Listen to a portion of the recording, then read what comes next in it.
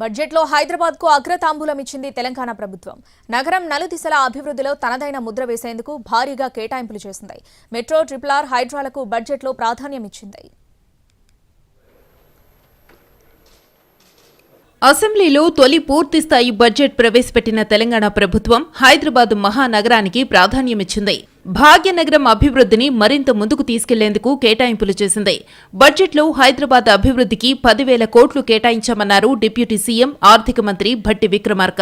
GHMC పరిధిలో మౌలిక వసతుల కల్పనకు 3,065 కోట్లు, హెచ్ఎండీఏ పరిధిలో మౌలిక వసతుల అభివృద్ధికి 500 కోట్లు, మంచినీరు, డ్రైనేజీ వ్యవస్థ అభివృద్ధికి 3,385 కోట్లు ఈ బడ్జెట్లో ప్రతిపాదించామని వెల్లడించారు.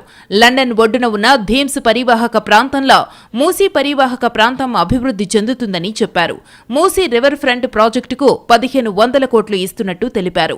జీహెచ్ఎంసీ పరిధిలో మౌలిక వసతుల కల్పనకు 3,065 కోట్ల రూపాయలు, హెచ్ఎండి పరిధిలో మౌలిక వసతుల కల్పనకు 500 కోట్ల రూపాయలు, నగరానికి మంచినీటి మరియు డ్రైనేజ్ వ్యవస్థ మెరుగుపరచడానికి మెట్రో వాటర్ వర్క్స్కి 3,385 కోట్ల రూపాయలు ఈ బడ్జెట్లో ప్రతిపాదించాం.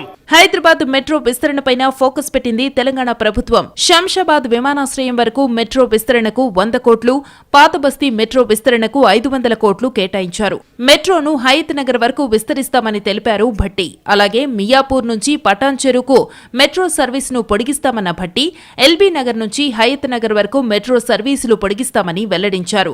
ఇంటర్ఫేస్ స్టేషన్లుగా నాగోల్, ఎల్బీ నగర్, చాంద్రాయణగుట్ట స్టేషన్లు ఉంటాయని చెప్పారు. మెట్రో రైలుని పాత నగరానికి పొడిగించి దాన్ని శంషాబాద్ విమానాశ్రయానికి అనుసంధానం చేస్తాం.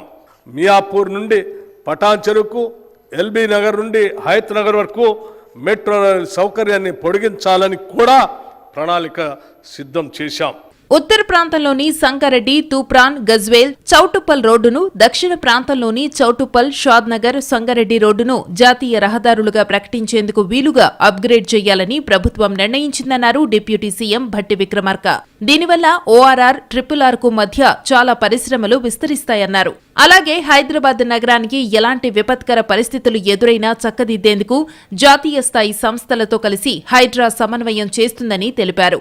ఆస్తుల పరిరక్షణ, విపత్తుల నిర్వహణకు ప్రత్యేక విభాగాలున్నాయని తెలిపారు. హైడ్రా సంస్థకు 200 కోట్లు కేటాయిస్తున్నట్టు తెలిపారు. మొత్తానికి బడ్జెట్లో జీహెచ్ఎంసీకి భారీగా నిధులు కేటాయించిన కాంగ్రెస్ ప్రభుత్వం భాగ్యనగర అభివృద్ధిలో తనదైన ముద్ర వెయ్యాలని భావిస్తోంది.